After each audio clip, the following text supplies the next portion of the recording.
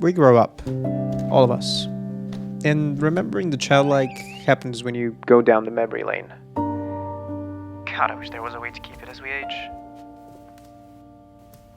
The inner child doesn't really fade though. We simply let it slumber.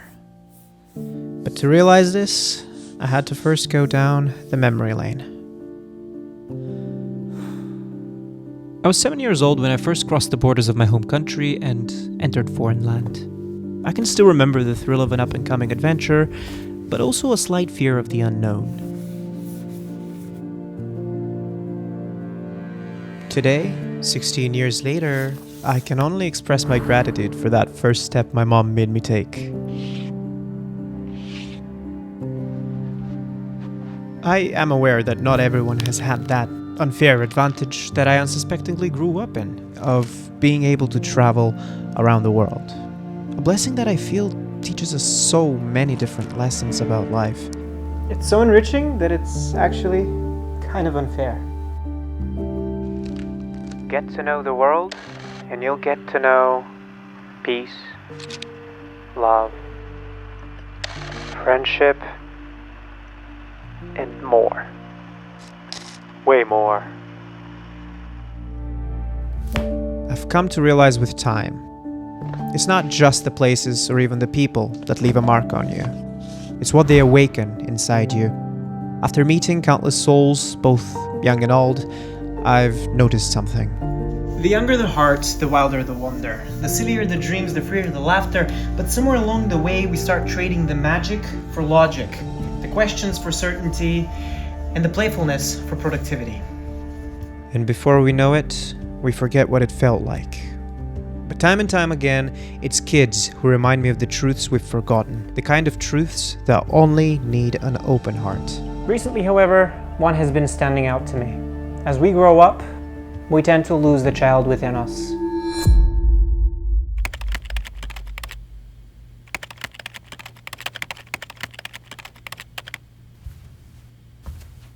April 4th, 2025. It's now been 3 months since I turned 23. So far, my 20s have been pretty weird. Have I grown up already? Actually, when do we stop being kids? When we turn 18, 20, 25? No. Childhood ends when we lose that spark in our eyes. When the world starts to lose its colors. And honestly, I don't think we should ever allow that. Not in any nostalgic or escapist kind of way. That's just our salvation. Straight up. And no, not from the world we were in, but from losing ourselves in it.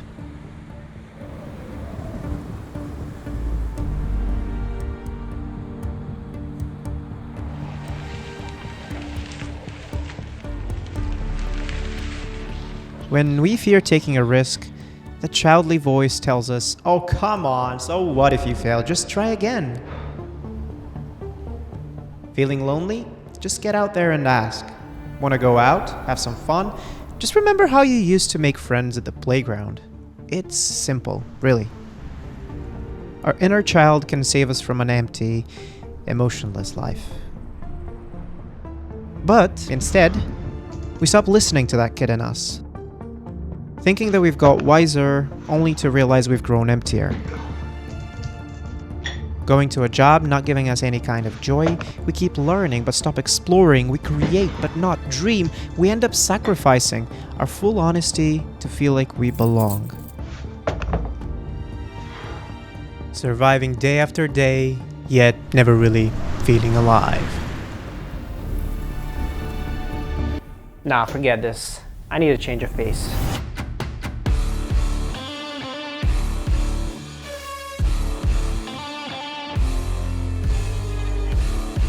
But the inner child's never really gone.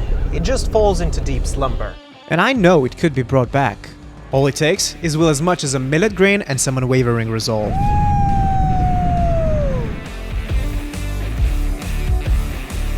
Kids just want to grow up so that they have more freedom. What a beautiful paradox this is. It's only once this actually happens that we understand what true freedom really was. Sadly, no matter what we do, carrying over that one quality to adulthood is simply impossible. bearing no burdens. However, there's a great load of other qualities we totally can, and in my opinion, should carry over.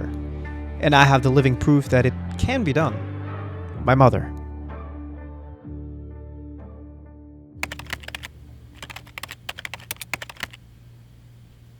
I picked up a camera and started recording for the first time when I was 4. I grew up trying to come up with my own sketches as well as living through ones my mom did for fun.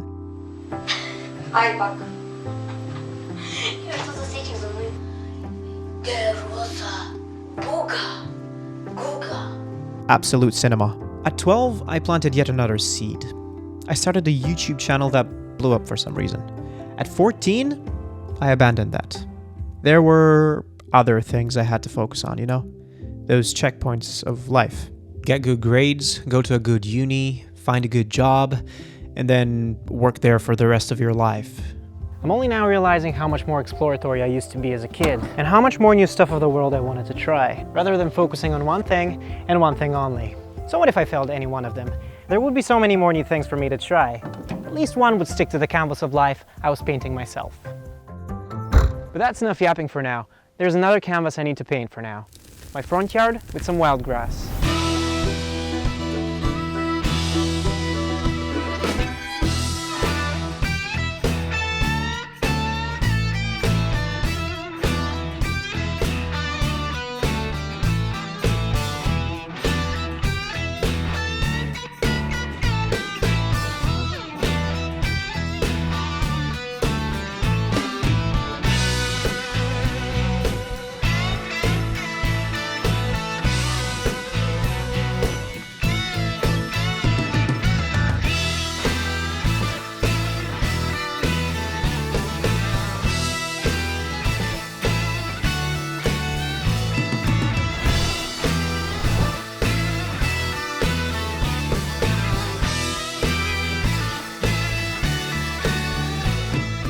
Looking at my mother now, I realize what key things I've lost and gotta bring back in my life.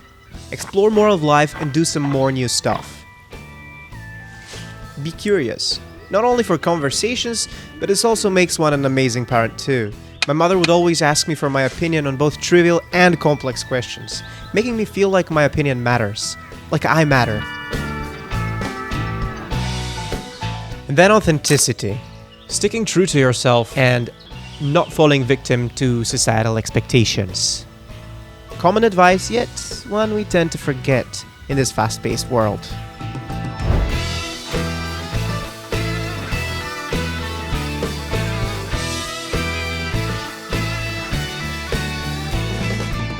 But being all childish is not the way to go.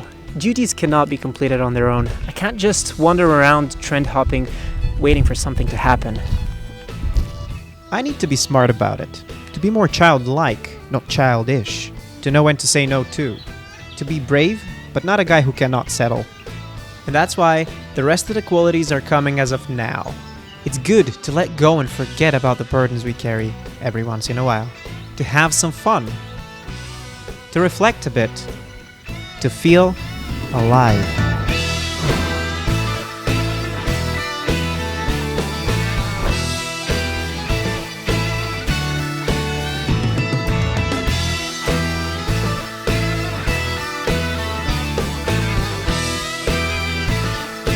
And if the world ever starts losing its wonder, look for your inner child. It always knows the way back.